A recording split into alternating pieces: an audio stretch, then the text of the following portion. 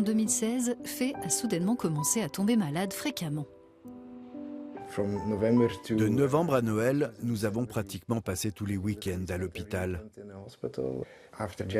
En janvier, après le Nouvel An, notre fille ne pouvait plus se servir de son bras gauche.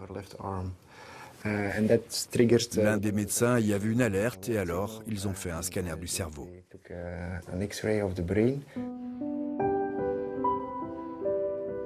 Ils ont ensuite analysé la tumeur en laboratoire. 5 jours plus tard, ils nous ont annoncé qu'il s'agissait d'une tumeur cérébrale agressive appelée ATRT. Il s'agit d'un cas très rare qui ne se produit pas souvent chez les enfants. Mais quand on vous diagnostique une telle tumeur maligne, vous savez que vous n'avez pas beaucoup d'options.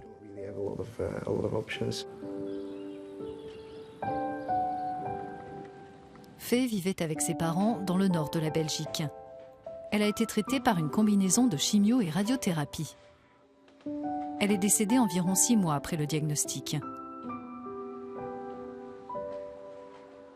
La petite fille avait 2 ans. Toutes ces thérapies sont des technologies datant, disons, du milieu du siècle dernier. Les agents chimiothérapeutiques ont été mis au point dans les années 60 et sont encore utilisés aujourd'hui pour attaquer ces tumeurs car il n'existe pas de traitement plus précis dans le monde médical d'aujourd'hui. Fay n'est pas un cas isolé. Environ 35 000 enfants sont diagnostiqués avec un cancer chaque année dans l'Union européenne.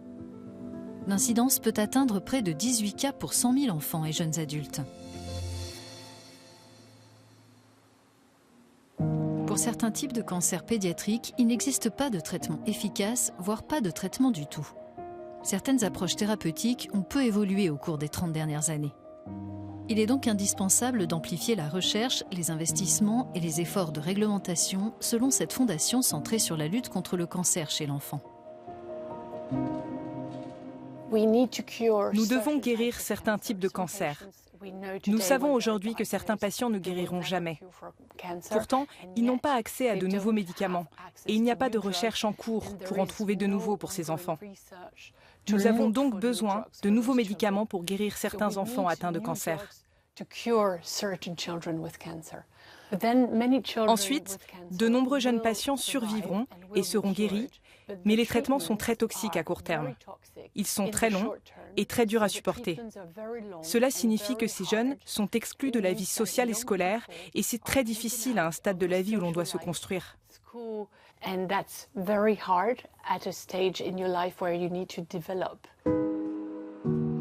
Consciente des besoins en matière de lutte contre le cancer et d'autres maladies pédiatriques, la réforme de la législation pharmaceutique de la Commission européenne vise à ce que les études menées chez les enfants soient finalisées dans les 5 ans suivant l'autorisation initiale de mise sur le marché d'un médicament.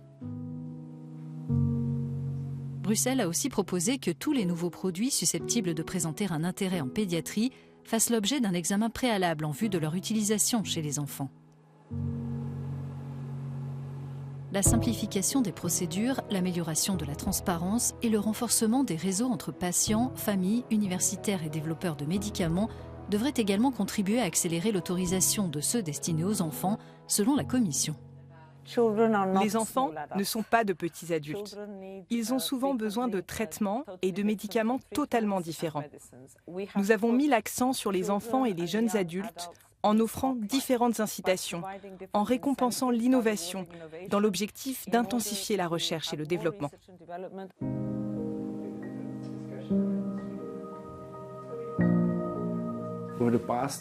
Depuis 1 an ou 2, j'entends beaucoup plus de choses positives qui suggèrent que les gens recherchent vraiment la collaboration.